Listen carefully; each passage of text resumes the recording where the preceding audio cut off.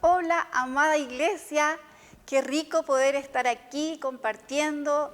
Les doy la bienvenida a este nuevo culto online. Entonces, me siento inmensamente honrada y de verdad muy bendecida de que me hayan invitado a poder dirigir este culto.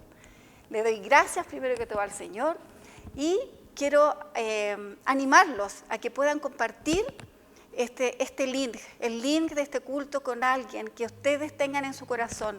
Todos necesitan a Dios en el corazón, todos necesitan conocer a Jesús y ustedes lo vivieron, lo viví yo y alguien nos trajo. Y hoy día es la forma de poder animar a otros a que conozcan de Jesús, de conozcan la palabra. Así es que como está en Marcos 2:4, ¿se acuerdan ese paralítico que tenía a sus 4 amigos?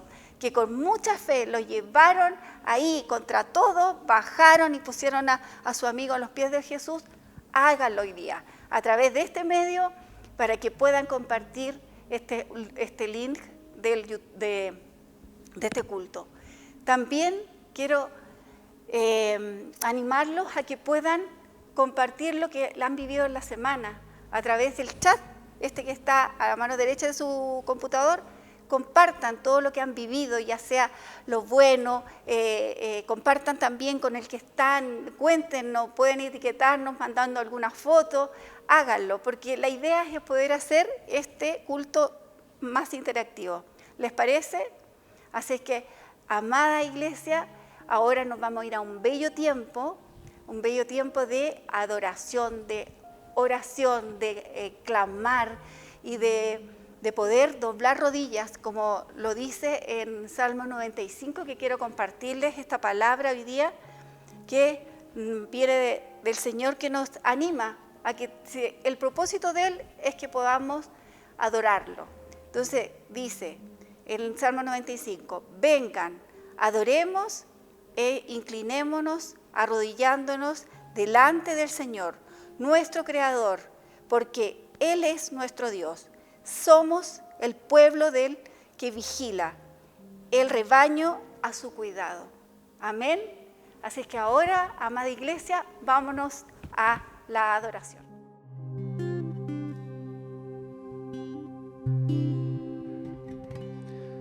Hola iglesia, ¿cómo están? Los invitamos a este tiempo para que podamos sentarnos a la mesa con el papá, con Abba. Podamos ver las expresiones de su corazón. Este es el tiempo, este es el momento de dar una ofrenda de adoración, una ofrenda de gratitud por todo lo que Él ha hecho, todo lo que hace y seguirá haciendo. Y juntos podamos mirar al Hijo, su belleza. Busca en Salmo 45 y comienza a unirte a lo que el Padre está viendo en su Hijo, a su belleza, su hermosura. Y eso es lo que adoramos, su santidad está en este día. Nos enfocamos en tu hermosura, Jesús, Yeshua, hermoso, hermoso, hermoso, hermoso y santo. Todo está preparado aquí, la casa y mi corazón también.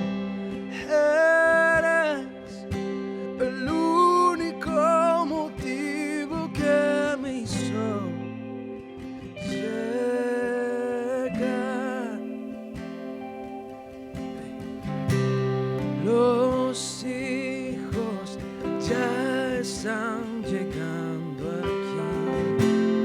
Ahora somos 2 o 3 o más. Encuentra mi corazón dispuesto a quemar por ti. Todos los versos y canciones que conseguí cantar, todas las veces que he cantado, yo quiero declarar que tuyo es el reino, la gloria por siempre, tuyo el dominio y el poder. Amén.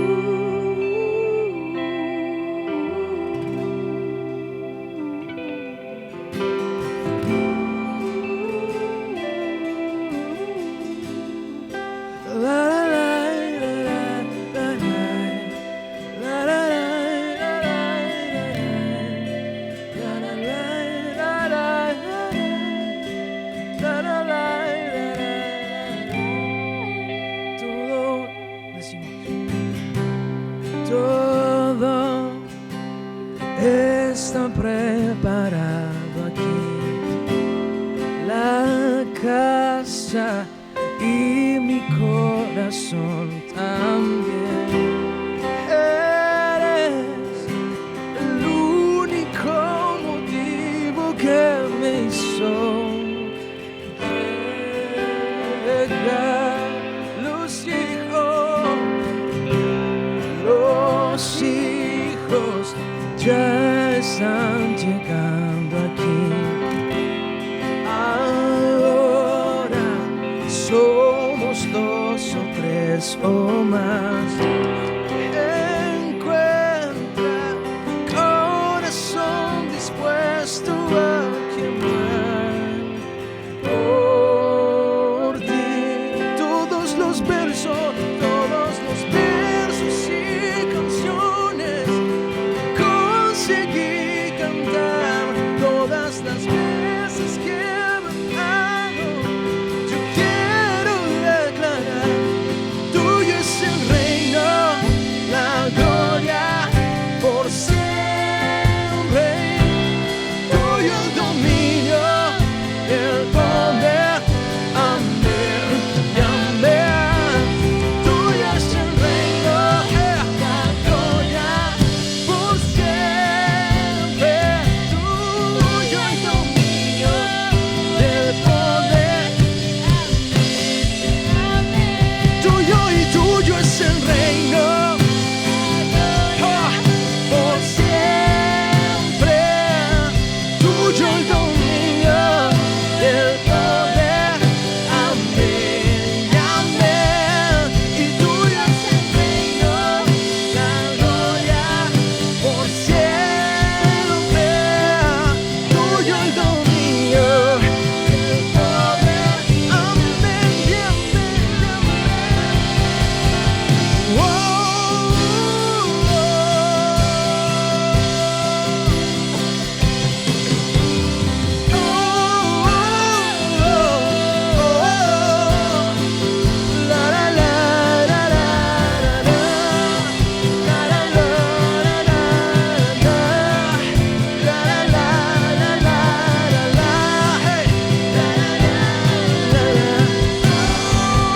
tú eres santo. Oh, tú eres santo. No hay otro como tú.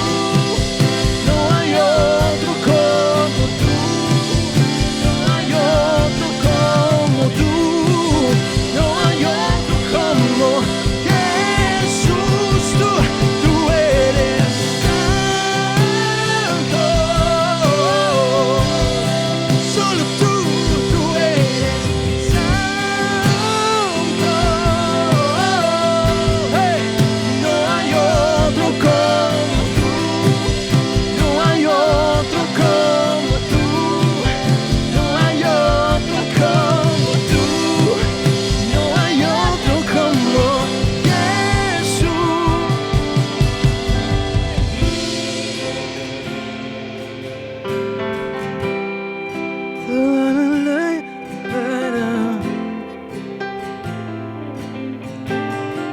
Sí, Señor, recitamos lo que dice Salmo 27:4. Una cosa he demandado y esta buscaré. Dice: estar todos los días en tu casa, recreándome en tu casa, en tu templo, en tu presencia.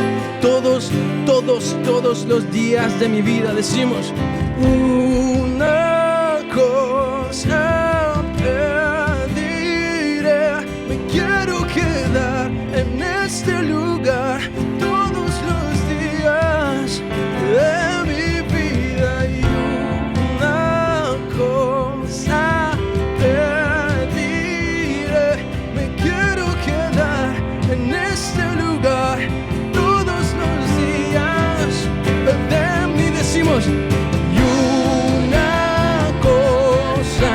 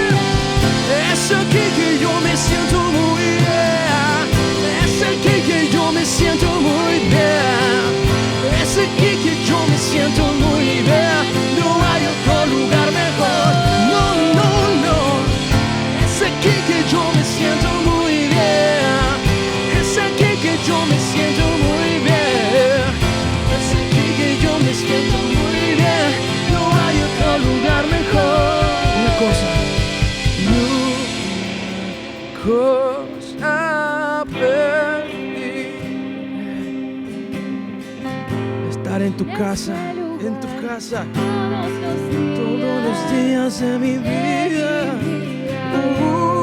Una cosa pediré, me quiero quedar en este lugar todos los días.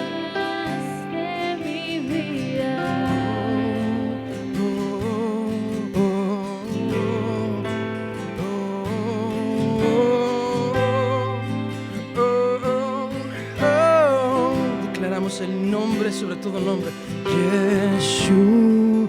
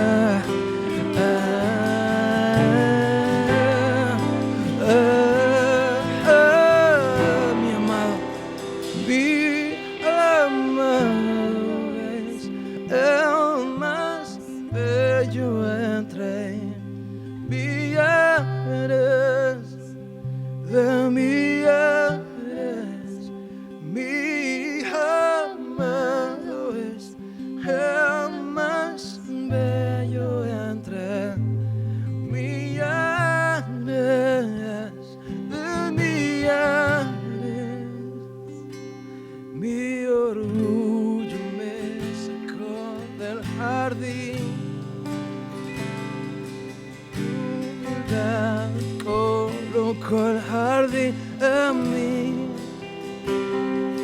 Si vendiese todo lo que tengo a cambio de tu amor, yo fallaría.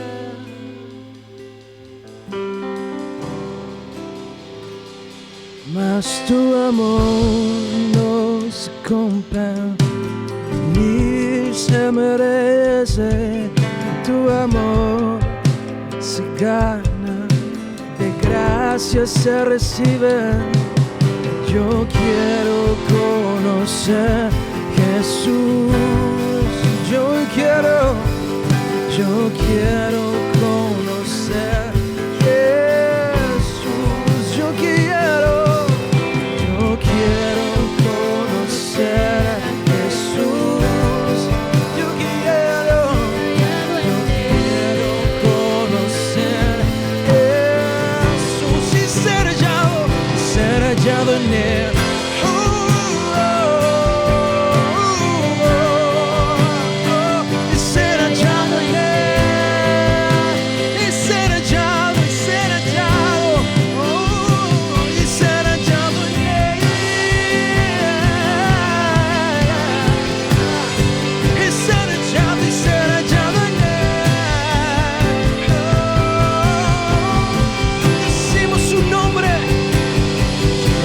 Yeshua.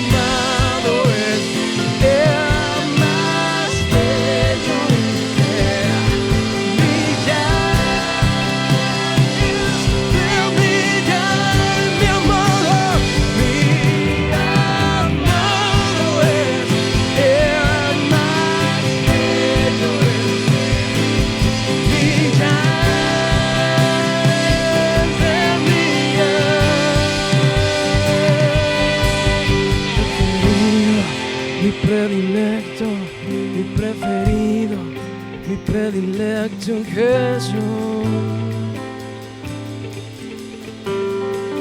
Mi preferido, mi preferido, mi predilecto, mi preferido, mi predilecto. Jesús, Jesús, Jesús. Mi número uno eres tú, mi preferido, mi predilecto, mi preferido, mi predilecto. Jesús, Jesús, Jesús. Mi preferido, mi predilecto, mi preferido, mi predilecto. Jesús. Nada bastará, nada bastará. Nada más, nada más, nada bastará. Te quiero a ti, nada más, nada más, nada bastará. Te quiero a ti, nada más, nada más, nada basta. Te quiero a ti, nada más, nada más, nada basta. Te quiero a ti, nada más, nada más, nada basta. Te quiero a ti, te quiero a ti, nada más, nada más, nada bastará. Te quiero a ti, nada más, nada más, nada bastará. Te quiero a ti, nada más, nada más, nada bastará. Mi amado es el más bello entre millares de millares. Mi amado es el más bello entre millares de millares.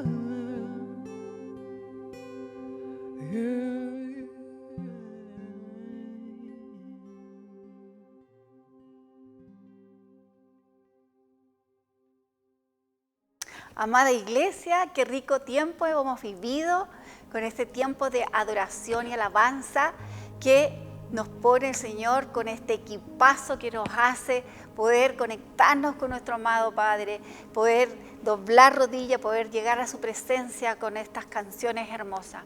Gracias, Señor, te damos por eso y queremos ahora ir al tiempo de la oración.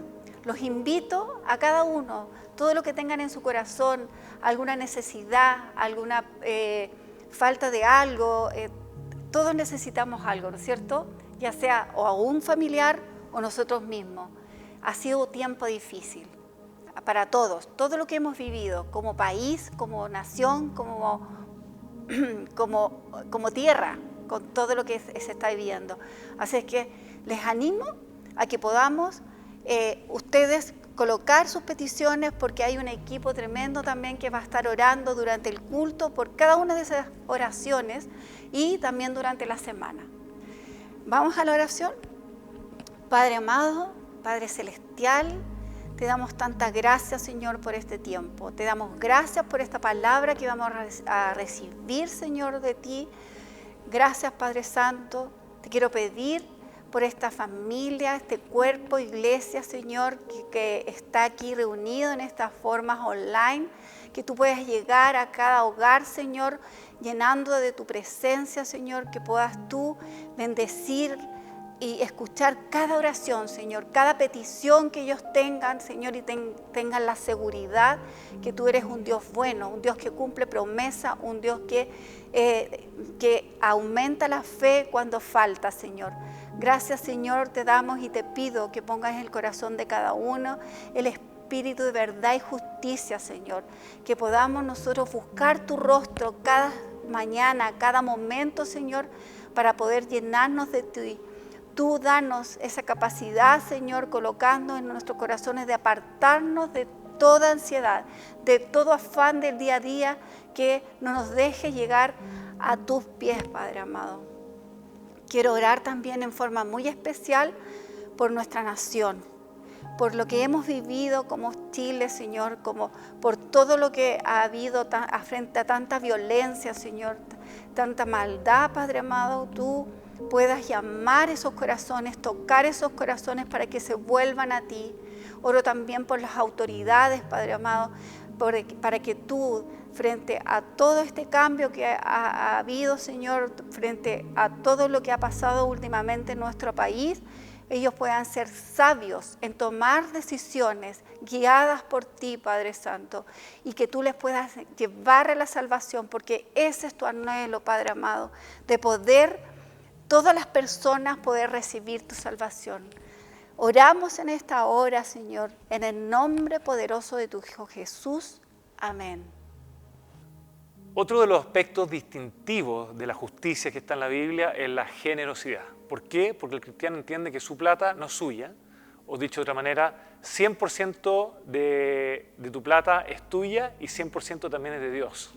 Y por eso nosotros libremente y gozosamente damos. Y por eso queremos dar gracias a aquellas personas que entienden esa generosidad, porque es una generosidad que no solamente bendice a las personas que hoy día lo necesitan, sino que también te bendice a ti.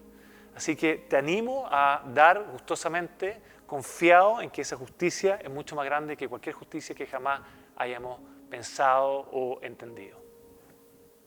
Hola iglesia, ¿cómo están? Mi nombre es Fabián Imperatore, miembro de la iglesia, y hoy día me toca leer la palabra, que está en Jeremías 7, del 1 al 11. La religión falsa e inútil. Esta es la palabra que vino a Jeremías de parte del Señor. Párate a la entrada de la casa del Señor, y de allí proclama este mensaje. Escuchen la palabra del Señor, todos ustedes, habitantes de Judá, que entran por estas puertas para adorar al Señor. Así dice el Señor Todopoderoso, el Dios de Israel: enmiendan su conducta y sus acciones, y yo los dejaré seguir viviendo en este país. No confíen en esas palabras engañosas que repiten: este es el templo del Señor, el templo del Señor, el templo del Señor. Si en verdad enmiendan su conducta y sus acciones, si en verdad practican la justicia los unos con los otros, si no oprimen al extranjero, ni al huérfano, ni a la viuda, si no derraman sangre inocente en este lugar, ni siguen a otros dioses para su propio mal, entonces los dejaré seguir viviendo en este país, en la tierra que di a sus antepasados para siempre. Pero luego confían en palabras engañosas, que no tienen validez alguna. Roban, matan, cometen adulterio, juran en falso, queman incienso a Baal, siguen a otros dioses que jamás conocieron, y vienen y se presentan ante mí, en esta casa que lleva mi nombre, y dicen: estamos a salvo, para luego seguir cometiendo todas estas abominaciones. ¿Creen acaso que esta casa que lleva mi nombre es una cueva de ladrones? Pero si yo mismo los he visto, afirma el Señor. Iglesia, estas palabras del Señor. Buenos días, querida iglesia. Espero que estén muy bien.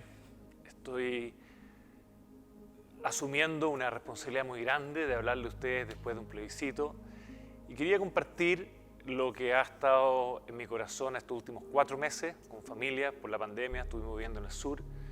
La verdad es que me metí a la palabra de Dios como nunca antes, y también oramos con muchos amigos por mucho tiempo, muchos días, en distintas instancias, toda la semana.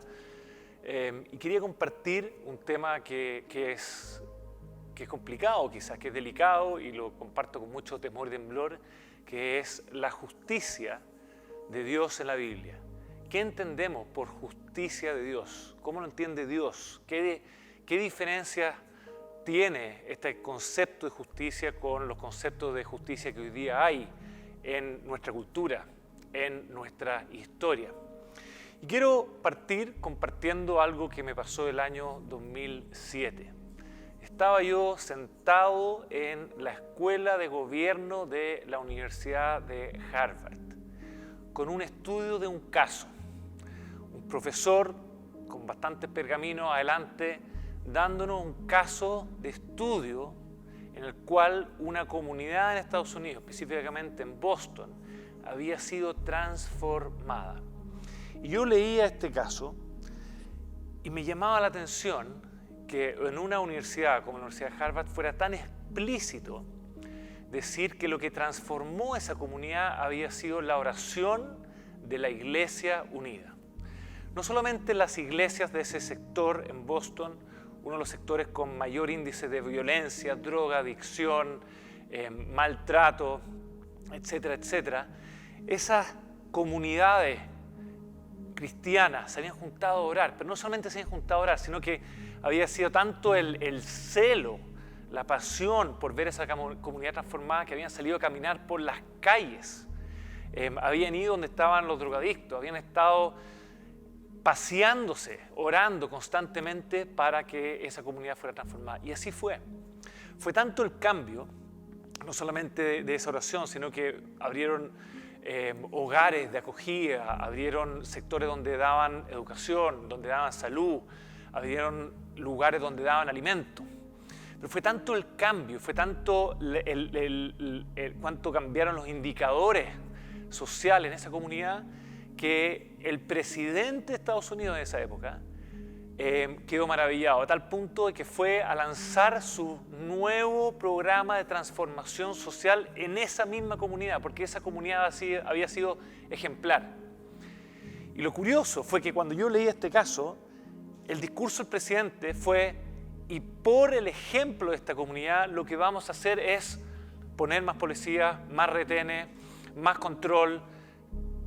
Y nunca, no estoy diciendo que eso sea malo, lo que estoy diciendo es que el presidente de Estados Unidos, ante la realidad de una comunidad que se había transformado, nunca mencionó el poder de la oración. Nunca.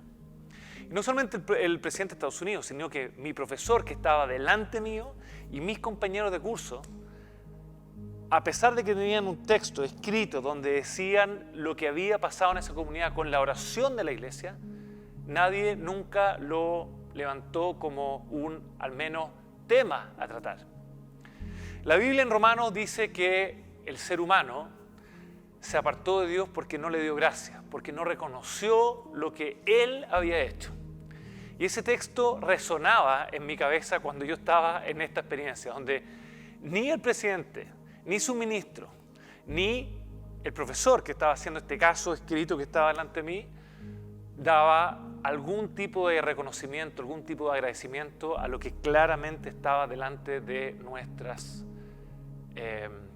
ojos. Entonces, lo que yo quiero traer a ustedes, si el presidente de Estados Unidos no entendió nada, si el profesor de Harvard no entendió nada, bueno, tratemos nosotros de entender algo. Tratemos nosotros de entender cuál es la justicia de Dios, qué es justicia de Dios.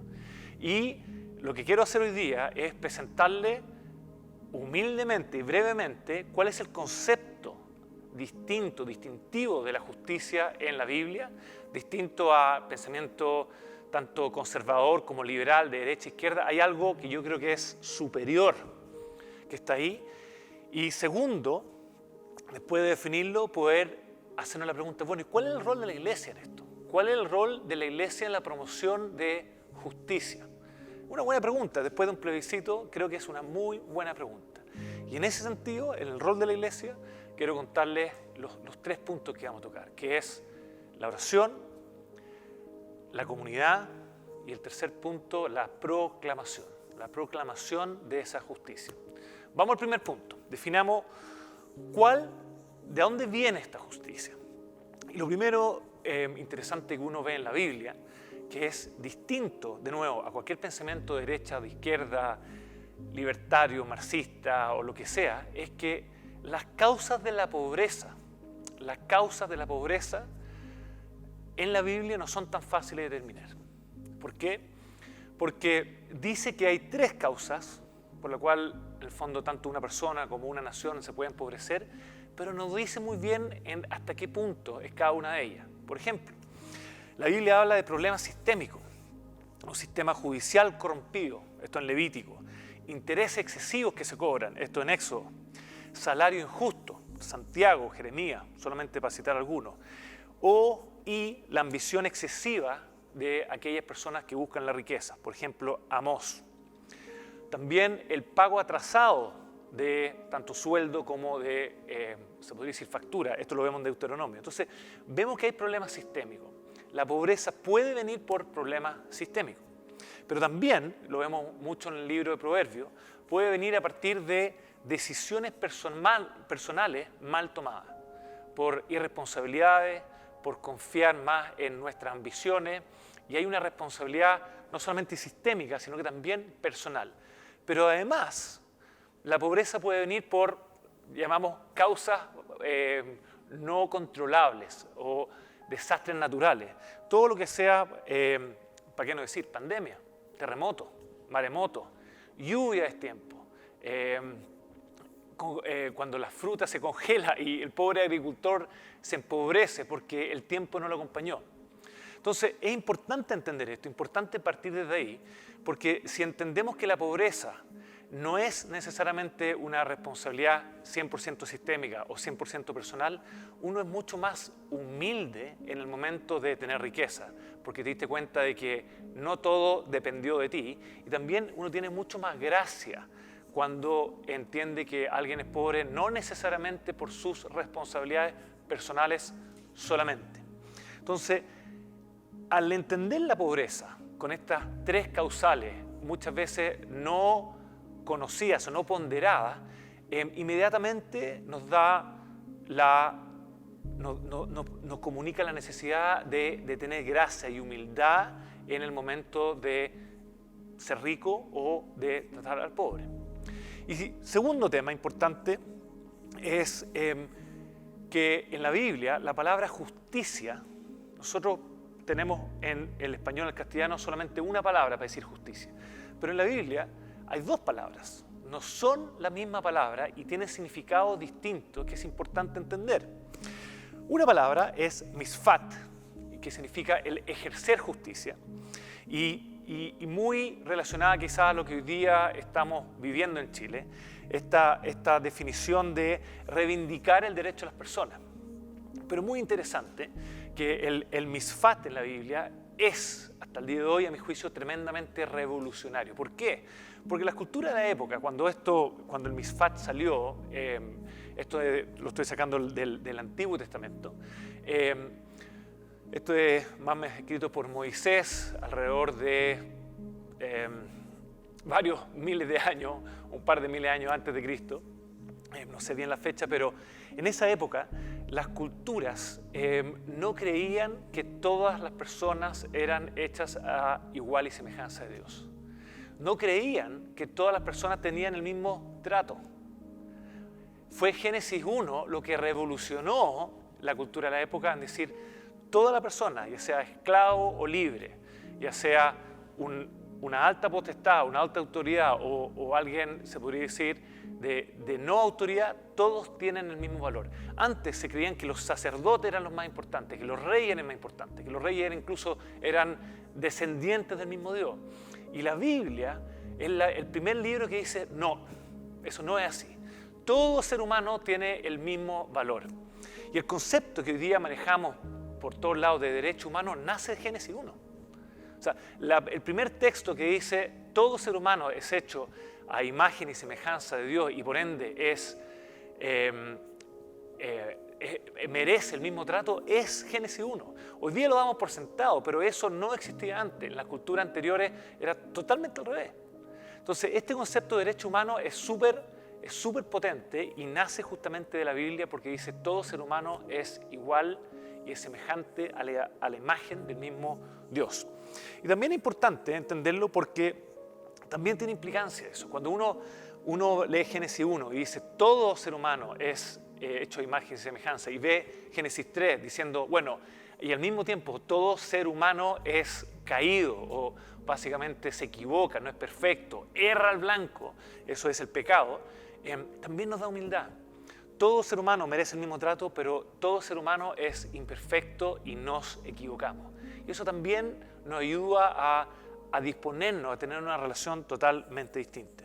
Y aquí viene lo que yo creo que es más interesante o nuevo para los que nos están escuchando.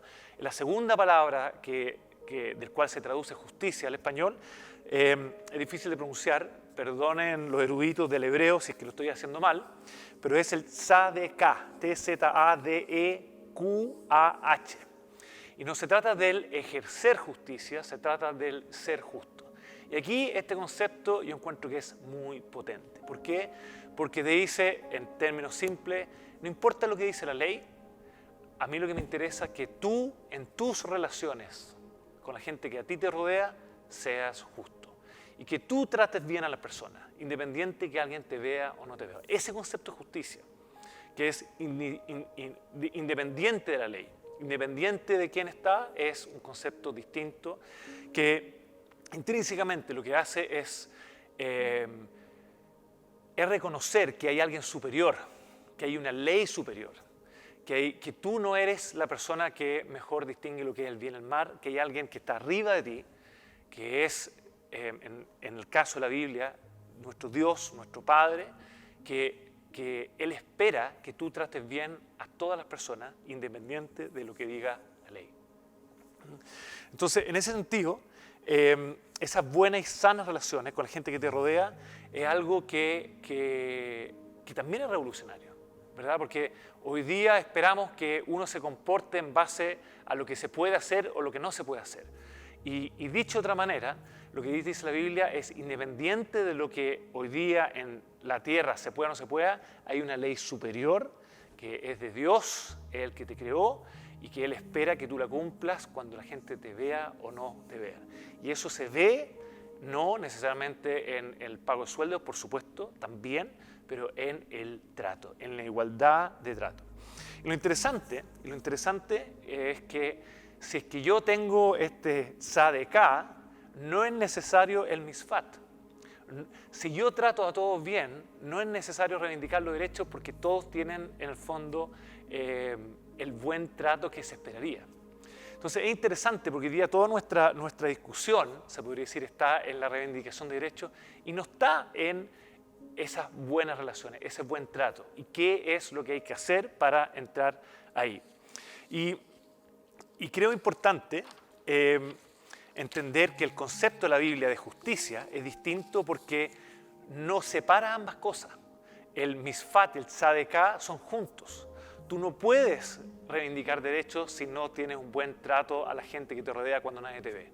De nada sirve de pedir, en el fondo, justicia en una constitución si es que tú no estás tratando bien a la gente que te rodea. Ese concepto es revolucionario. Entonces, ahora vamos a lo más se podría decir, aplicable en este concepto de justicia que tiene la Biblia, que de nuevo lo quiero enfatizar porque creo que es un concepto distinto a lo que ofrece hoy día la política, a lo que ofrece la cultura de este mundo, a lo que ofrece, se podría decir, desde el más libertario al más marxista. Este concepto es distinto porque es, a mi juicio, mucho más holístico, superior y tiene conceptos que ninguno de estos tiene. Vamos al primer punto. En este concepto de justicia, de tzadekah y misfat, ¿cuál es el rol de la Iglesia? Y aquí quiero plantear tres cosas. Lo primero que quiero plantear es su rol en la oración. Lo segundo, el rol que tiene la Iglesia en lo que llamamos el vivir, el experienciar, la comunidad, el vivir esta justicia. Y tercero, la proclamación. En este tiempo, como contaba, he participado de más reuniones de oración que en toda mi vida. En 24x1, 24x3, 24x4, 12 horas de oración, 10 horas de oración. Y el versículo que hemos ocupado en la gran mayoría de estas reuniones es un versículo muy conocido en la Biblia, que es 2 Crónicas 7:14. Y dice algo así: si mi pueblo, del cual mi nombre es invocado, se humillare, buscare mi rostro y se convirtiera a sus malos caminos, yo lo escucharé, sanaré su tierra, y lo voy a leer para no equivocarme, y oiré desde los cielos. Entonces fíjense que hay 3 cosas que van a pasar. Dios nos oye, Dios nos sana y Dios nos perdona nuestros pecados. Esas son las 3 cosas, pero se podría decir condicional a otras 3 cosas más que hace la iglesia: el orar, el buscar su rostro y el volver de sus malos caminos. Entonces, después de tanto meditar este versículo y ver que efectivamente la tierra no está sana, hay objetivamente un coronavirus y hay una pandemia en el fondo a lo largo de todo el mundo, yo me pregunto si es que la iglesia de verdad está orando, si de verdad está buscando su rostro, si de verdad se está convirtiendo en sus malos caminos. Y no hablo de la iglesia, la Trinidad, estoy hablando de la iglesia nacional, estoy hablando de la iglesia mundial. ¿Qué pasó con la iglesia de Jesucristo que dejamos de orar, dejamos de buscar su rostro y hemos emprendido en malos caminos? Yo creo que el versículo, 2 Crónicas 7:14, es literal. Yo creo que Dios cumple su palabra. Y si la tierra no está sana, algo no está haciendo la iglesia. Entonces, empecé a leer la Biblia con otro ojo, es decir, ¿cuál es la relación de oración y justicia? ¿Cuál es esa relación? Y la verdad es que es impresionante la cantidad de veces que esto sale. Por ejemplo, en Timoteo, 1 Timoteo 2, 1-2, es muy claro Pablo diciendo que la iglesia tiene una responsabilidad en cuanto a orar por las autoridades. Independiente si te gustan o no te gustan las autoridades, la iglesia es responsable de orar constantemente, diariamente por nuestras autoridades. Después, otra sorpresa que me llevé fue Ezequiel 22, 29 y 30. Quizás ustedes no han escuchado este versículo antes, pero Ezequiel 22:30 es muy conocido en la gente que ora porque dice, bueno, busqué por toda la tierra para alguien que se pusiera en la brecha, para interceder, para orar, y no lo encontré. Lo novedoso para mí en esta época de pandemia era no solamente enfocarse en el 30, sino que leer el anterior, el 29.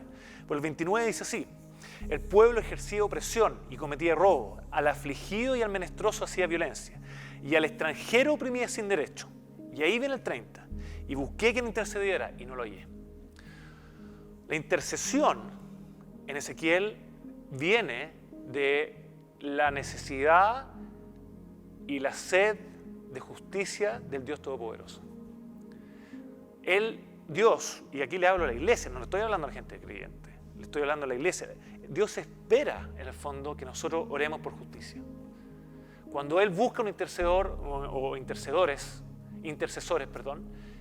Él en su corazón tiene al afligido, al menesteroso, al que es oprimido por violencia, al extranjero que no tiene derechos.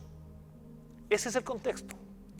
Y seguí orando, seguí leyendo, y Jeremías, para los que no saben, Jeremías es un profeta que le habla a Israel cuando Israel es deportado a Babilonia por 70 años. Y los judíos estaban bien afligidos en Babilonia. Babilonia era una ciudad para ellos pagana, una cultura totalmente distinta a lo que los israelitas tenían en su tierra. ¿Y qué es lo que le dice Jeremías? Le dicen, procuren la paz para esta ciudad. Y eso fue revolucionario porque muchos judíos quizás de esa época decían que esta ciudad se caiga, que se rompa, que se destruya. ¿Cómo es posible que...? Y dice, planten en el fondo su huerto, cásense, hagan sus casas, pero rueguen para que haya paz en esta ciudad. Entonces uno ve tanto el Antiguo Testamento como el Nuevo Testamento una constante relación entre oración y justicia. Una constante relación y justicia. Y uno dice, bueno, pero ¿Esto qué significa? ¿Por qué solo orar? Si es que hay gente que está muriéndose de hambre, no tiene sentido que la iglesia esté dentro de sus cuatro paredes solamente orando. Y si uno entiende la Biblia y la lee, yo diría de manera holística, uno entiende que la justicia tiene una relación estrecha con la oración. Que el hambre y sed de justicia, que la acción de justicia, que el deseo de justicia viene justamente, lo voy a poner en los términos que Jesús lo puso, de la casa del Padre. Tuve una linda revelación este tiempo también leyendo Jeremías capítulo 7, el texto que hoy día nos acompaña. ¿Por qué? Porque está este profeta Jeremías hablando a la iglesia de nuevo, a los religiosos, a los judíos de esa época, y le dice, miren, las obras que ustedes hacen, por la falta de justicia que tienen, básicamente parece cueva de ladrones. Y yo leí esto y me di cuenta de que ese versículo lo había leído antes. Y no lo había leído en el Antiguo Testamento, lo había leído en el Nuevo Testamento. Y lo había leído varias veces. Y las veces en que uno se encuentra con este versículo en el Nuevo Testamento es cuando Jesús entra al templo y da vuelta la mesa a los mercaderes, echa todo abajo y le dice a esos mercaderes, le dicen, la casa de mi Padre será llamada casa de oración para todas las naciones. Y ustedes la han transformado en cueva de ladrones. Y ahí entendí que Jesús, para los que me conocen, este versículo o esta seguidilla de versículos que está en los 4 evangelios lo he venido predicando como hace 3 años, pero nunca había agarrado, en esta misma iglesia, pero nunca había agarrado la última parte, que es, ¿qué significa cueva de ladrones? Y cueva de ladrones es algo que Jesús está citando del Antiguo Testamento, Jeremías 7, versículo 11, y lo que dice básicamente es que si ustedes no hacen justicia desde el corazón del Padre, su religión es totalmente inútil. Escuchen esto. Si tú quieres hacer justicia, por supuesto Dios es bueno y hay gente que puede hacer justicia siendo atea, está bien, eso es parte de la gracia común de Dios para toda su creación. Pero cuando la iglesia quiere hacer justicia, alejada del corazón del Padre, en su propia fuerza, lo que se transforma es en una religión inútil. Eso es muy importante entenderlo porque Jesús es duro en esto. Jesús no habla de una religión inútil, son mis palabras. Jesús habla de una cueva de ladrones. Que la iglesia se transforma en una cueva de ladrones cuando nosotros no lo hacemos desde la oración y no lo hacemos desde una oración que viene del corazón del Padre. La casa de mi Padre será llamada casa de oración. Y sin ir más lejos, Jesús en el Nuevo Testamento no solamente confirma esto, sino que eleva la vara en esto. Y está, a mi juicio, el sermón o los textos de justicia más potentes que yo he leído en mis 43 años, habiendo leído harto al respecto. Y ese es el Sermón del Monte. ¿Por qué? Porque Jesús te dice, no basta con dar, no basta con no cometer adulterio. Lo que yo quiero es que tú tengas un corazón nuevo. Lo que yo quiero es que no solamente tú hagas la obra, sino que sea transformado tu corazón. Entonces, muchas veces en la iglesia nos quedamos con el dar. Muchas veces nos quedamos en, yo no hago todas estas cosas. Pero la casa del Padre, el corazón de Jesús, está en otro lado. Está totalmente en otro lado. Y la pregunta que te hace a ti es, ¿dónde está tu corazón? Entonces, el segundo punto, ¿cuál es el rol de la iglesia? El rol de la iglesia es orar. Cuando hay estas luchas de poder, rechazo, apruebo, lo que sea, ¿cuál es el rol de la iglesia? Ponerse de rodillas. Segunda Crónica 7:14. Humillarse y convertirse de sus malos caminos. Y el segundo rol de la iglesia es ejemplificar las buenas relaciones. Cuando yo hablo del segundo rol de la iglesia es comunidad. El segundo rol de la iglesia, cuando alguien entra a la iglesia, es decir, aquí hay justicia en cómo se tratan. Da lo mismo si eres alto, bajo, flaco, gordo, de derecha, de izquierda, lo que sea. Aquí se tratan de manera distinta. El trato que hay acá no lo he visto en ningún otro lugar. Y ese trato es hoy día recurso escaso en nuestro país. Pero ese trato es la iglesia que tiene que brillar, es la iglesia que tiene que ser sal y luz, es la iglesia que tiene que ejemplificar justamente que hay una justicia que es independiente de lo que diga la Constitución, ya sea una o la otra, independiente de lo que le diga la ley, que nace de que la ley está escrita en nuestros corazones, como dice el mismo Jeremías, capítulo 29, por obra del Espíritu Santo. Entonces, el rol de la iglesia, la oración, el rol de la iglesia, el vivir estas buenas relaciones, la oración, el segundo, el vivir esta justicia. Y el tercero es el proclamar esta justicia. ¿A qué me refiero? Alexander Solzhenitsyn era un ruso que ganó el Premio Nobel de Literatura. Y por sus pensamientos fue encarcelado en Siberia por el régimen de Stalin. Un régimen que mató a 40 millones de personas, realmente quizás de los más totalitarios y literalmente asesino de gente. Y él cuando sale de Siberia tiene una frase que yo creo que es para ti y para mí hoy día y siempre. Él dice lo siguiente, dice: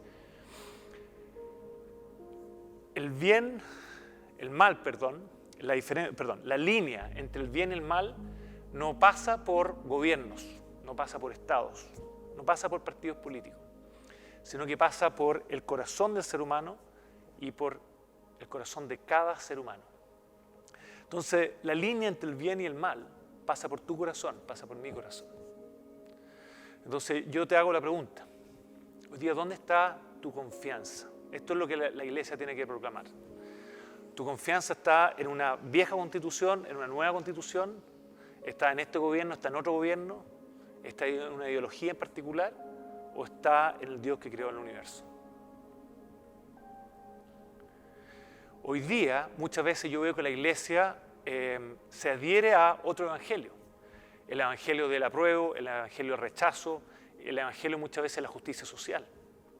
El evangelio de activismo, el evangelio de la religiosidad. Pero Pablo en Gálatas dice, a los Gálatas capítulo 3 dice: oh Gálatas insensatos, ¿quién los fascinó con otro evangelio? Iglesia, nuestra confianza está en Jesús. En esta época, en otra época, cualquiera sea, en las buenas y en las malas, el único que está sobre todo, el que pone y saca reyes, en donde está escondido la sabiduría, el conocimiento, el único que distingue completamente lo que es el bien y el mal es nuestro Señor. Y por eso yo te hago la pregunta: ¿dónde está tu corazón? ¿Dónde está tu confianza? En esta época de pandemia, en esta época de tanta incertidumbre, tanta dificultad, ¿dónde está tu corazón? Porque también dice Proverbio: engañoso es el corazón por sobre todas las cosas.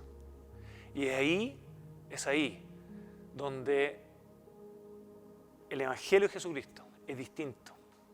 Es distinto a la justicia que promueve la derecha, es distinto a la justicia que promueve la izquierda. Que ambos tienen cosas muy buenas, pues, sin duda. No estoy diciendo no las tomen en cuenta. Ambas tienen cosas muy, muy loables. Pero aquí hay una justicia que está escrita en mayúscula. Y aquí termino. ¿Por qué es tan importante que esta justicia, no sé si se fijaron, parta desde la oración? Hablé de la oración, el rol de la iglesia, desde la oración, desde la comunidad, desde la proclamación. Pero parta desde la oración. Porque la oración es la que nos lleva a una relación con Dios. Y esta justicia no es teórica, es relacional. Yo solamente la he ido conociendo y la voy a seguir conociendo a medida que conozco al justo. Esto no es algo, yo puedo hablar de la Biblia y hay varios, pero no es algo teórico solamente, es algo experiencial que yo trato de vivirla a medida que la conozco, porque me relaciono con una persona que la vive todos los días. Y lo interesante y lo distintivo de la justicia que está en la Biblia es que la justicia que está en la Biblia es parte del carácter de Dios. Es parte del carácter de Dios. Proverbios 14:31 dice: el que oprime al pobre ofende a su creador. Mateo 25, muy conocido: ¿Cuándo te fui a ver a la cárcel? ¿Cuándo te di de comer? ¿Cuándo te puse vestimenta? Bueno, cada vez que se lo hiciste a alguien que lo necesitaba, me lo hiciste a mí. Y esta justicia, en el fondo, es distinta porque no es una idea, sino que está en una persona. Y en la oración es donde yo conozco a esa persona. Y no solamente conozco lo que es la persona que es justo, sino que a medida que me relaciono con él, también conozco mi injusticia. En Chile hemos tenido una crisis de las instituciones muy grande. Todo tipo de instituciones, privada o pública, de derecha o izquierda, se han ido así para abajo en cuanto a la confianza que tiene la población en ella. ¿Por qué? Porque nos hemos vuelto ambiciosos, porque está la corrupción, porque por un lado decimos una cosa y por otro lado decimos otra. Incluso hoy día yo veo mucha gente con su boca hablando de justicia, pero en su corazón hay venganza, hay ambición. Y es muy fácil decir lo corrupto, lo ambicioso. Yo cuando oro me doy cuenta de mi corrupción, me doy cuenta de mi ambición, me doy cuenta de mi injusticia. Entonces, lo que yo te quiero invitar acá es a conocer al que sufrió la mayor de la injusticia, al que fue primero traicionado, después fue enjuiciado por 3 personas ilegalmente, declarado culpable en menos de 24 horas, por el Sanedrín, ¿verdad? Por Herodes, por Poncio Pilato. Y después fue, se podría decir, torturado. Y no fue solamente torturado, sino que después fue crucificado. Y fue crucificado en una cruz que es de las penas de muerte más atroces que ha habido en la historia de la humanidad. Tan atroz que se suspendió y ya no se hace. Pero que al mismo tiempo, para los cristianos, es nuestra máxima gloria, porque ahí entendimos que el más justo se hizo injusto por nosotros. Y quiero leer esto. Filipenses 2 dice: no hagan nada por egoísmo o vanidad. Más bien, con humildad, consideren a los demás como superiores a ustedes mismos. Dejen parar acá. Esto es Filipenses 2, versículo 3. ¿Qué ideología en este mundo habla de que nosotros debemos considerar a otros como superiores a nosotros mismos? Yo no conozco ninguna. Esto es radical. Esto es a otro nivel. Esto no es rechazo o apruebo, no es derecha-izquierda, no es libertario con liberales, utilitaristas, marxistas. Aquí estamos hablando de otro nivel de justicia. Considera a otros superiores a ti mismo. ¿Y por qué? Cada uno debe velar no solo por sus propios intereses, sino que también por los intereses de los demás. La actitud de ustedes, aquí viene, debe ser como la de Cristo Jesús. La única manera de tener esta actitud es conociendo a Cristo Jesús y no conociéndolo en tu cabeza, en una teoría, sino que relacionándote a Él, porque a medida que Él te trata así, tú eres capaz de entender y tratar al otro igual. Cristo Jesús, quien siendo por naturaleza Dios, no consideró el ser igual a Dios como alguien a quien aferrarse. Él siendo Dios dijo: da lo mismo que yo soy santo, perfecto, yo voy a ser hombre, me voy a ser injusto, voy a pasar por toda esta injusticia, la mayor de todas, y haciéndose semejante a los seres humanos, y al manifestarse como hombre, se humilló a sí mismo y se hizo obediente hasta la muerte y muerte de la cruz. Mi pregunta es, a ti, a mí, ¿quién está dispuesto a humillarse?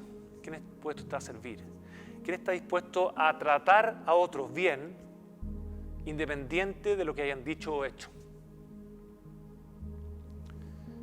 Y no solamente eso, sino que ser obediente hasta la muerte y muerte en las peores sentencias de muerte que ha tenido jamás la humanidad, la muerte de la crucifixión. Si Jesús no hace acepción de personas, sirviendo hasta muriendo por cada uno de nosotros, perdonando lo imperdonable, si Jesús, siendo Dios, no hace acepción, perdona lo imperdonable y nos pide que lo hagamos, la respuesta es: ¿por qué no? ¿Por qué no? Y voy a terminar con una historia que ejemplifica muy bien y es muy chilena.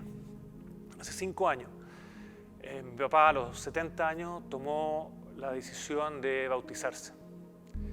Y mi papá tradicionalmente había sido cristiano toda su vida. Nuestra familia pertenece a una corriente cristiana, hacíamos la confirmación, hacíamos todas las cosas. Pero tuvo un encuentro con Jesucristo. Salió de la religión y se encontró con el Dios vivo. Y tuvo su proceso personal, de modo que llegó a un punto en que dijo: yo quiero testificar de lo que Jesús hizo en mi vida. Y lo que yo entiendo de la Biblia, lo habló con gente, ¿verdad?, es que me quiero bautizar. Y mi papá es nacido y criado en Temuco. Tiene un arraigo muy grande allá, arraigo a la tierra y arraigo no solamente al sur, sino que es una zona muy particular en el sur, donde vamos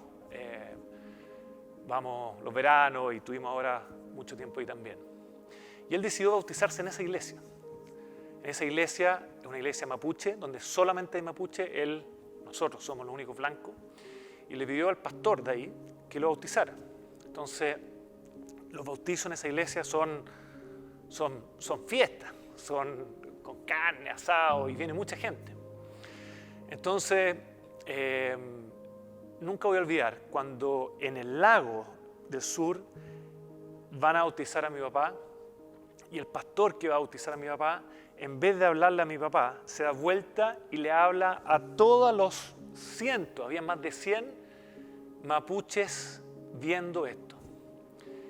Y obviamente haciendo alusión a que mi papá es huinca, blanco, le dice a su congregación, no a mi papá, y le dice, para que vean que Dios no hace acepción de personas. ¡Fum! Y lo bautizó.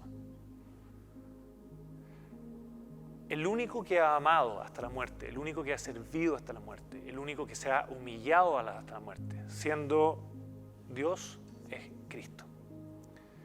Y si no tenemos a Cristo en nuestro corazón, yo la verdad no veo que haya ninguna constitución, ninguna ley, ninguna fuerza que nos permita realmente ser justos. Porque hecha la ley, hecha la trampa. Mi pregunta es, ¿cuándo vamos a reconocer que necesitamos un Salvador? ¿Cuándo vamos a reconocer que engañoso el corazón por sobre todas las cosas? ¿Y cuándo vamos a reconocer la infinita bondad de un Padre que da a su Hijo para morir en vez de nosotros? Amén.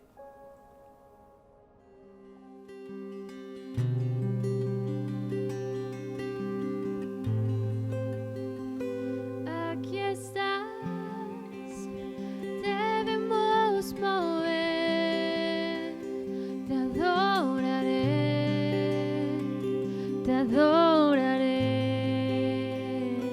aquí estás, orando en mí, te adoraré.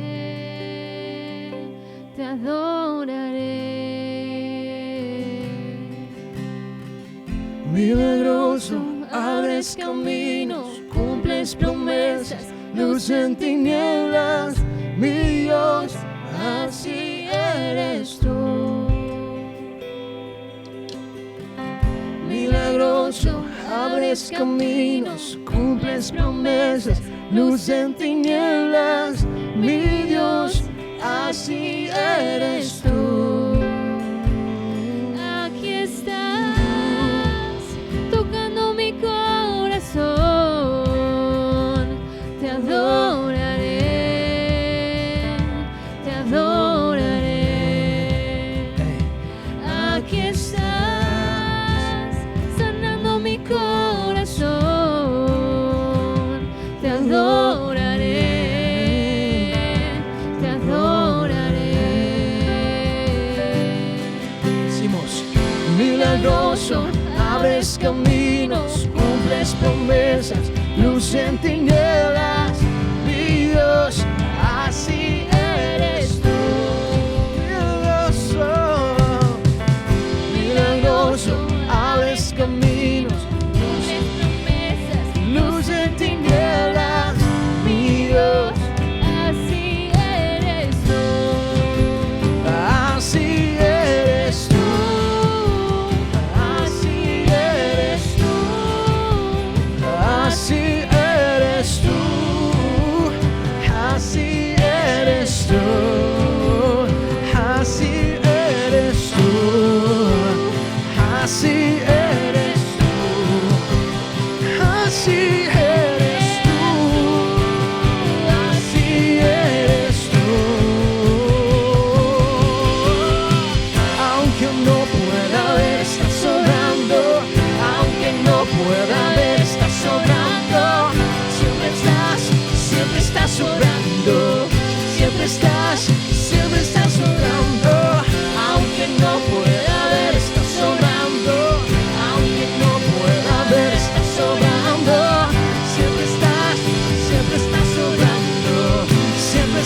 aunque no pueda ver, aunque no pueda ver, está sobrando, aunque no pueda ver, está sobrando. Declaramos con fuerza y fe esta parte, siempre estás, aunque no pueda ver, aunque no pueda ver, está sobrando, aunque no pueda ver, está sobrando, siempre estás sobrando. Milagroso, milagroso, abres caminos, cumples promesas, luz en tinieblas, mi Dios, así eres tú. Milagroso, abres caminos, cumples promesas, luz en tinieblas, mi Dios, así eres tú. Milagroso, milagroso, abres caminos, cumples promesas, luz en tinieblas, mi Dios, así eres tú. Milagroso, abres caminos, cumples promesas, luz en tinieblas, mi Dios, así eres tú, así eres tú, así eres tú, así eres tú, así eres tú, así eres tú. Así eres tú, así eres tú, así eres tú.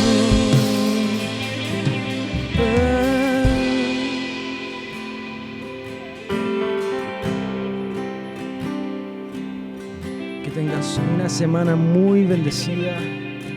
Que el Señor te bendiga en tu entrada, en tu salida. Que Dios bendiga tu descendencia, que Dios bendiga toda tu vida. Te despedimos en el nombre de Jesús. Nos estamos viendo. Chao.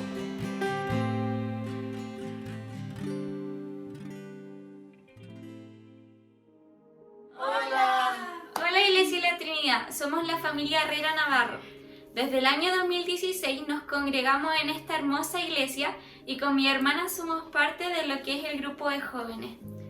Queridos hermanos y amigos, queremos compartir con ustedes nuestro testimonio y experiencia de cómo hemos vivido este tiempo de pandemia tan difícil, pero también cómo Dios ha sido fiel con nosotros.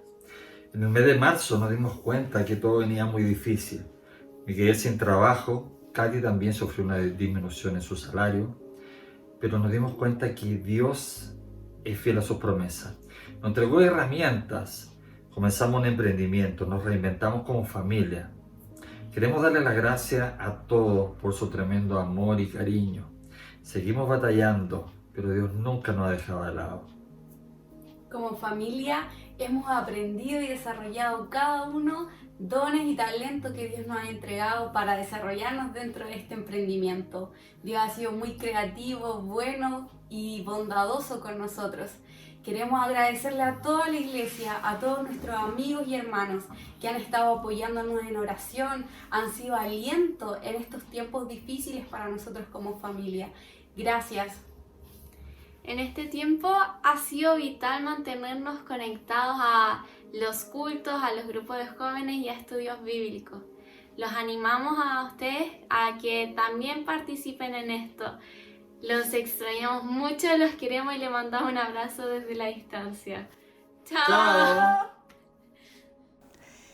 Queridos hermanos, queríamos darle la bienvenida a los que se conectaron por primera vez. Espero que haya sido una bendición para ti haber escuchado esta tremenda palabra. Espero que haya sido un hermoso tiempo. Y si te gustó y quieres formar parte de esta hermosa familia, la Trinidad, felices te vamos a recibir y puedes escribirnos al correo que sale aquí en la pantalla y anímate porque te recibiremos, pero con todo el amor fraternal. Queremos que esta familia de la Trinidad crezca, así es que a ti que estás viendo, a ti que escuchaste este culto y te gustó, queremos que seas parte de esto. Te damos la bienvenida Y cuéntanos también en el correo si quieres participar en algún taller, en algún discipulado, también te vamos a contar. Cuenta con eso. Bienvenidos. Yo quiero pedirle a nuestro Padre que tú puedas experimentar esa reconciliación con Él, esa justicia que cayó no sobre ti, sino que cayó sobre su Hijo. Y que desde ahí tú puedas salir a orar, a vivir y a proclamar la justicia de Dios. Que esa bendición que viene del Espíritu Santo, que nos cambia, que nos transforma, que nos da un amor incondicional, incontrolable por las cosas que nunca antes habíamos tenido, en el fondo, que son las cosas de Dios, te llene, te guarde y te lleve a vivir una vida que jamás hayas vivido. Para la gloria de nuestro Señor. Amén.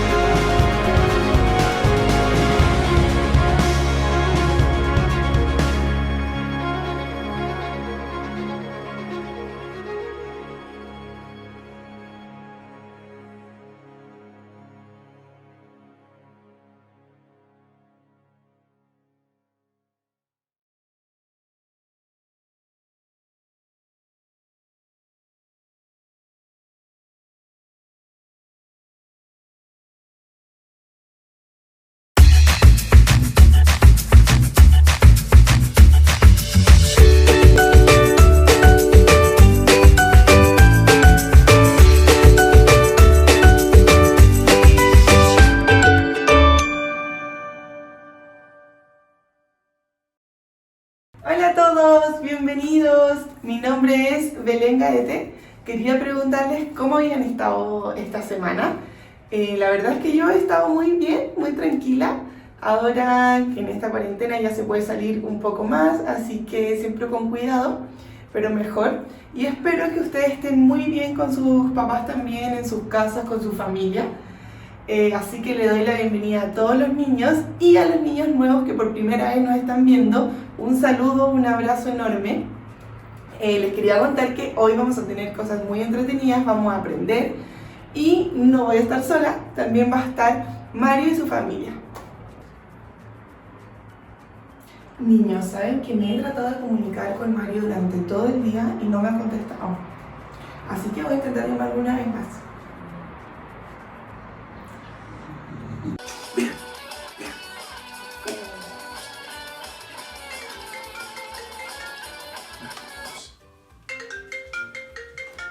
¿Quién, sí? Ah, la Belén. ¿Aló? Hola Mario, ¿cómo estás? Hola Belén, ¿qué pasó? Sí, me he tratado de comunicar contigo durante todo el día. Era para que viéramos la clase del Club de Jesús juntos, pero no me había contestado. Ah, sí. Es que he estado súper ocupado, Belén. ¿Y qué has estado haciendo durante todo el día? Acá jugando PlayStation, he estado tratando de pasar una etapa súper difícil que me ha tenido todo el día intentando pasarla y no he podido, así que estoy súper ocupado. Mario, yo creo que no está bien que juegues Play todo el día. Sí, pero es que estoy súper divertido. Estoy tan divertido que no tengo tiempo para nada más. Bueno, solo te quiero decir que sé que Dios quiere hablar contigo, que quiere estar presente y que quizás tú no le estás dando el espacio porque estás jugando Play todo el día. Y primero no está bien que uno pase en la pantalla tantas horas y Es verdad, Belén. qué mejor que darle un espacio a Dios para que entre en tu tiempo, pueda estar presente y va a ser un momento mucho más bendecido. Sí, Belén. Estoy pensando y tienes mucha razón. Y creo que he estado mucho tiempo jugando y este juego me ha tenido muy desconectado de las cosas de Dios, de estar con Él en intimidad, de leer su palabra, de orar con Dios. Y creo que tienes mucha razón. Te doy las gracias por recordármelo, Belén. De verdad, amigo. Así que, como consejo, deja un poquito de lado el play y más atento, porque sé que Dios quiere hablarte, sé que Dios quiere estar en tu día, en todos tus momentos. Así que escucha, habla con Él y va a ser un momento de mucha bendición. Ya. Gracias, Belén. Chao. Oye, hoy día estaba cocinando y me acordé de tus amigas. de mis amigas, sí, de la Serena. ¿Se acuerdan de ellas? Sí. Oye, las extraño tanto porque por el coronavirus no hemos podido visitarlas. No podemos. No podemos. ¿Y podemos visitar a los tatas? No, tampoco. Oye, hija, ¿tú tienes amigas? Sí. ¿Sí? ¿Tú tienes amigas, Carlita? Niña, Anne. ¿Tienes niñas grandes? Sí. Oye, hoy día, a raíz de que me estaba acordando de las amigas, pensé, ¿qué pasaría si llega un niño o una niña? ¿Nuevo? Claro, nuevo, y le dice a tus amigas, no jueguen con la Trini, porque yo soy mejor para jugar. Es más rápido. O más rápido, o yo juego mejor, o no se junten con la Trini. Yo me siento mal. ¿Te sentirías mal? ¿Sí? ¿Te sentirías triste? Sí, sería triste eso, ¿cierto? La idea es que cuando conocemos a un nuevo amiguito podamos integrarlo, ¿cierto? Y no que nos aleje, porque no está bien alejar a los amigos, ¿cierto? Sí. Sí. Y eso pasa con Dios. A Dios no le gusta que nos alejemos de Él. Es un Dios celoso. Es un Dios que se le llama Dios Cana. Porque es un Dios celoso, porque no le gusta que nos alejemos de Él. Cuando uno siente tristeza porque nos alejan de los amigos o viene una persona que es diferente quizá a nosotros, nosotros podemos a veces sentirnos un poquito triste, mal, incluso a veces celoso. Dios es celoso con nosotros, pero porque Él quiere lo mejor para nuestras vidas. Entonces, por eso, cuando hablamos de ese Dios celoso, se le dice el Dios, el Cana. Niños, quizás ustedes se preguntan, ¿cómo puede ser Dios celoso? Es un poco difícil quizás entenderlo, pero los celos de Dios no son como los nuestros. Esos celos que a veces sentimos nosotros cuando alguien recibe algo que quisiéramos tener. Esos celos que nosotros sentimos a veces vienen de querer cosas de otros que no tenemos, pero de mala manera, y eso no le agrada a Dios. Yo les quiero dar un ejemplo con esta guitarra que tengo hace mucho tiempo. Por ejemplo, si yo viera a un amigo que viene con una guitarra de última generación, mucho más bonita que esta, electroacústica, y yo me pongo celoso porque él tiene algo mejor que yo, ese celo no agrada a Dios. Y ahora les quiero explicar qué significa que Dios sea celoso.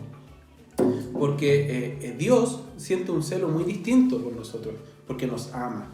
Y Él anhela estar con nosotros, anhela que enfoquemos nuestro amor, atención y tiempo en Él y no en otras cosas ni en otras personas. Él nos creó y le pertenecemos.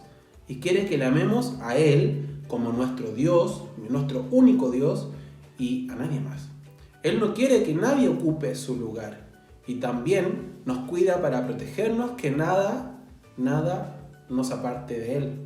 Más de este nombre que hoy estamos aprendiendo, que es Dios Caná, el Caná.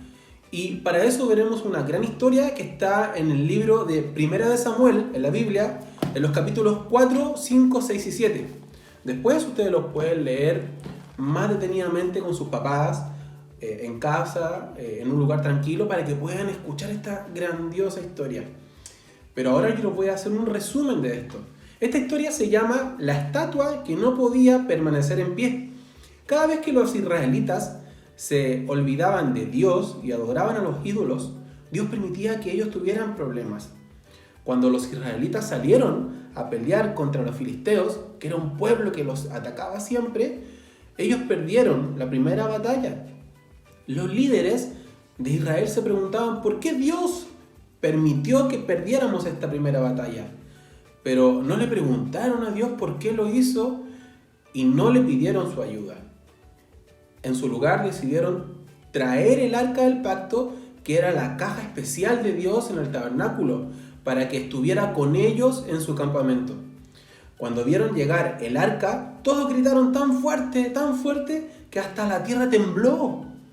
Y los filisteos los escucharon y se preguntaron qué estaba pasando. Cuando los filisteos se dieron cuenta que la caja especial de Dios estaba en el campamento, los israelitas sintieron miedo. Nos enteramos acerca del poder de Dios y cómo rescató a los israelitas de Egipto, dijeron ellos. En realidad debemos pelear mucho ahora. Así que lucharon con todas sus fuerzas y derrotaron a los israelitas por segunda vez. Triste. Y lo que es peor, los filisteos capturaron el arca del pacto y la llevaron a la ciudad de ellos, que se llamaba Asdod, en su propia tierra, al templo de uno de sus ídolos y sus dioses falsos, llamado Dagón. Colocaron el arca al lado de una estatua llamada Dagón y allí la dejaron. Y a la mañana siguiente, los filisteos fueron al templo de Dagón y allí estaba de nuevo y dijeron: ¡ay no!, gritaron. Dagón se cayó. La estatua de Dagón se había caído boca abajo frente al arca del Señor. Levantaron la estatua otra vez los filisteos y entonces a la mañana siguiente, ¿qué creen ustedes que pasó? Sí, la estatua otra vez de Dagón se había caído frente a la caja especial de Dios.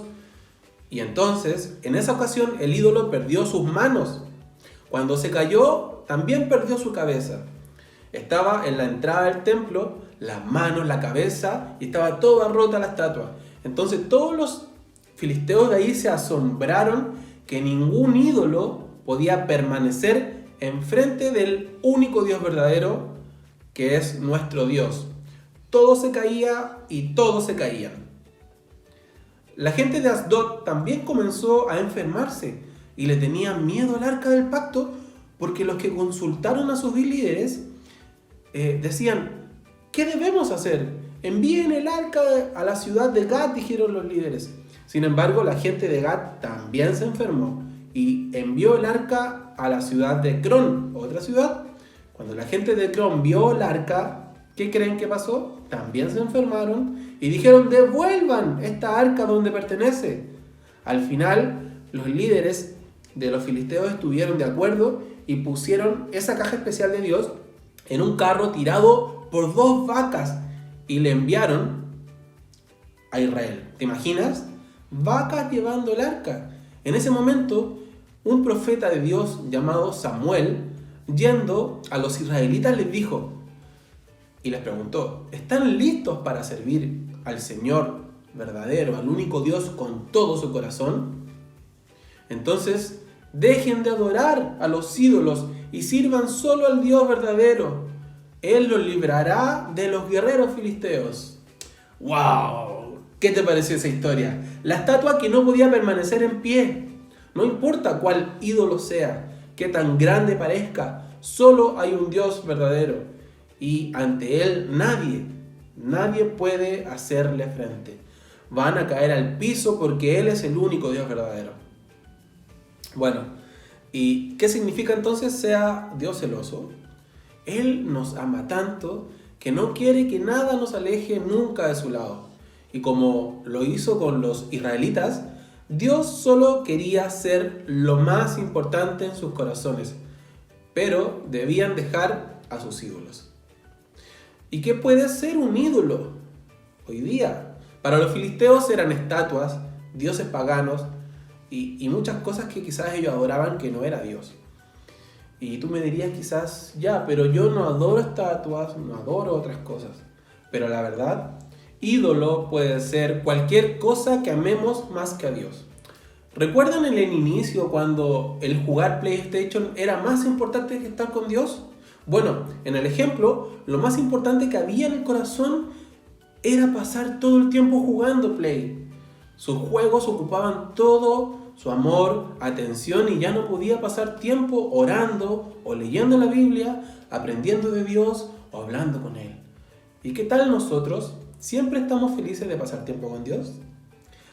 ¿Le demostramos a Dios que Él es lo más importante para nosotros? Bueno, hoy es un buen día para poder decirle a Dios cuánto le amamos y queremos disfrutar de Él.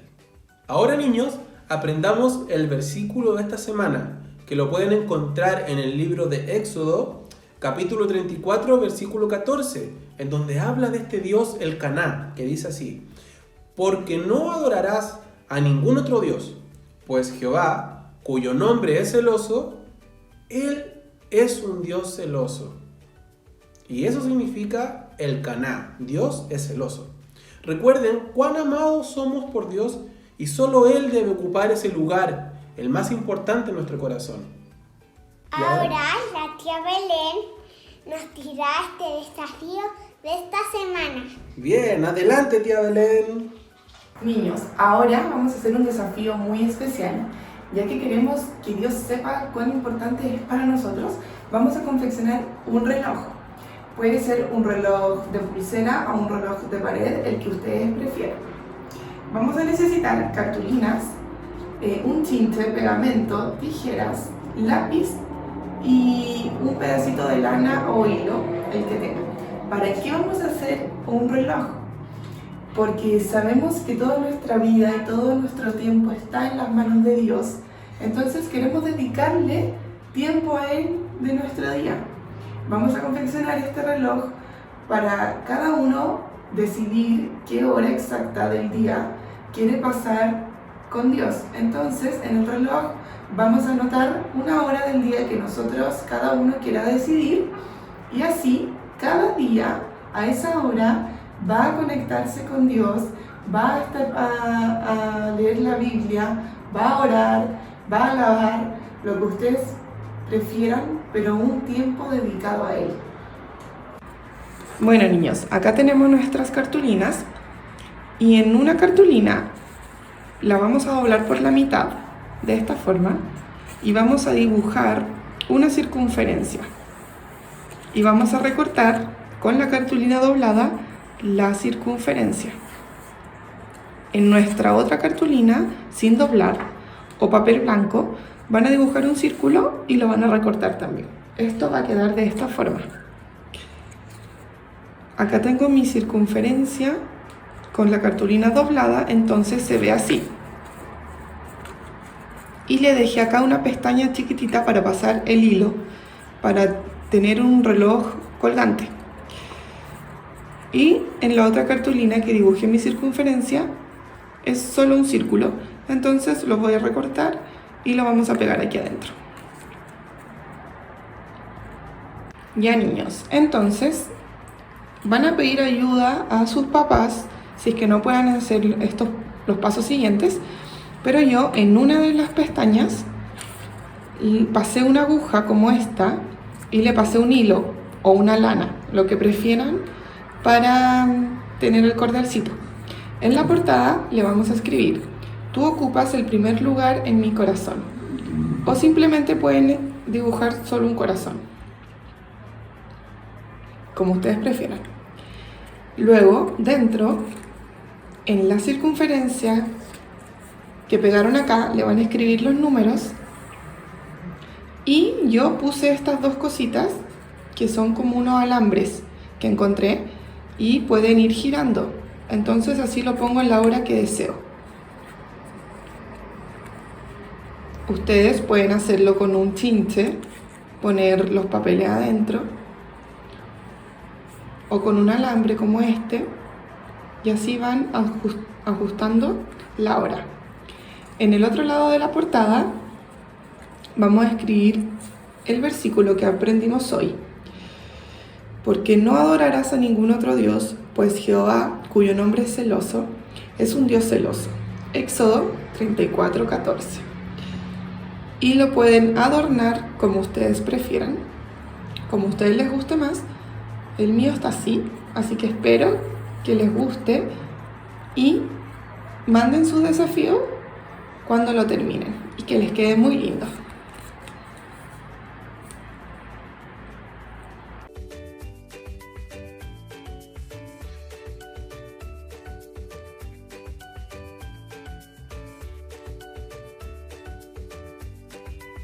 ¡Gracias!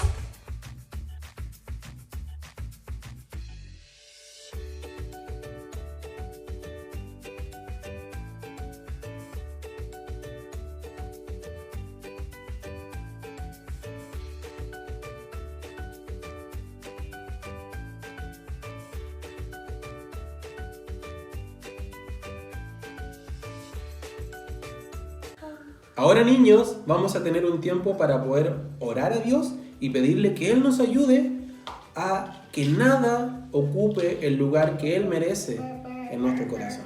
Ya, oremos. Ya. Jesús, te amamos por la vida que tú nos das, que todo está bien en el coronavirus, que saques todo este coronavirus. Jesús, enseñamos a los niños a ser buenos y papas.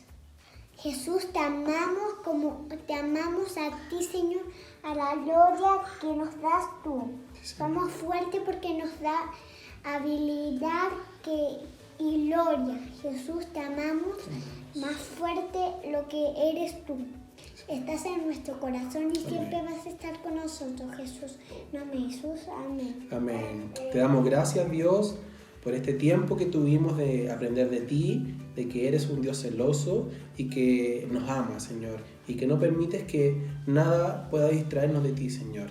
Te pedimos que también nos ayudes para poder entender que solo tú tienes que ocupar el lugar que mereces en nuestro corazón, Señor, y no las cosas de este mundo. Te damos gracias, Señor, en el nombre de Jesús. Amén. Amén. ¡Chao! ¡Chao!